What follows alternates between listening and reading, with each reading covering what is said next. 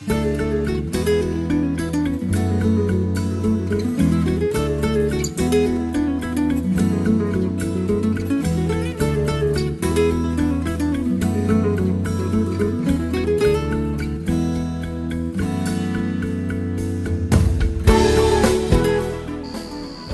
di ekowisata Nyarai dulunya sudah ada sebelum kegiatan wisata yang ada di Nyarai, di mana Sungai Batangan Selibutan itu diniatkan oleh warga, oleh tetua adat untuk tidak ditangkap ikannya dan dimakan. Potensi ikan yang ada di Lubuk Larangan Nyarai adalah yaitu seperti gariang atau masir, habis itu ada mungkuy, ikan sapu-sapu, dan ikan panjang. Ikan ini dilarang ditangkap dan juga dimakan. Kalau seandainya ada yang melanggar, maka akan ada sanksi adat dan juga sanksi secara magicnya atau magisnya.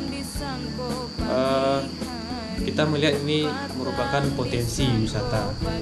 Ketika sebelumnya kalau orang bongkar niat atau ikannya boleh ditangkap itu sampai 4 hari berturut-turut, bahkan sampai-sampai ikan itu habis gitu, karena lubuk tersebut atau sungai tersebut itu disewakan lah ke pihak ketiga dengan pembayaran uang 20 juta. Hari kedua itu ditangkap warga sampai hari ketiga dan hari keempat. Akhirnya lubuk tersebut banyak ikan yang habis, dan setelah itu tidak ada untung yang berkelanjutan. Nah, melihat kondisi ini kita coba melibatkan masyarakat dan warga, kita coba alihkan ke kegiatan wisata. Kegiatan wisata kita lakukan adalah bagaimana memberdayakan Lubuk Larangan menjadi kegiatan yang bermanfaat dan juga mendapatkan hasil bagi warga. Itulah ide pada saat itu untuk mengembangkan Lubuk Larangan di Nyarai, gimana ikannya itu bisa kita berdayakan. Kita diskusi dengan Imama, rupanya ikan yang di Nyarai itu untuk Lubuk Larangan itu tidak boleh dimakan ikannya. Nah, kita mengambil kunci tidak boleh dimakan, berarti boleh ditangkap ataupun diberdayakan. Akhirnya kita undang komunitas pancing, kita sepakat ikannya hanya dipancing saja, habis itu dibalikan kembali. Dan kalau untuk penghobi pancing, hanya itu yang dia cari, dia hanya memancing ikan, habis itu menangkapnya, habis itu paling foto-foto ataupun dokumentasi, setelah itu dilepas kembali ataupun dirilis kembali. Dan kita utarakan kesepakatan ini kepada Nia Mama.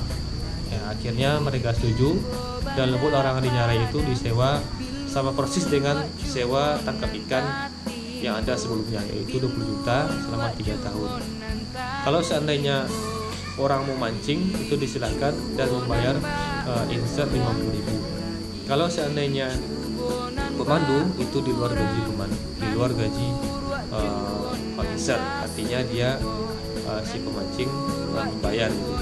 Dan juga ada sumbangan dari si pemancing ataupun komunitas untuk kegiatan di nagari ataupun korong.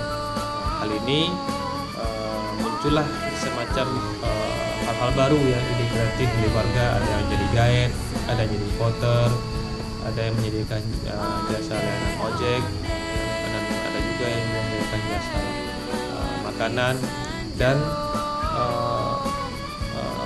sangat bermanfaat bagi warga sekitar dalam mengelola lokasi Sungai Batangan Selibutan ini. Kalau kita lihat perbandingannya, dibandingkan dulu ya kita hanya mendapatkan sekitar uang selama 3 tahun itu ya 20 juta.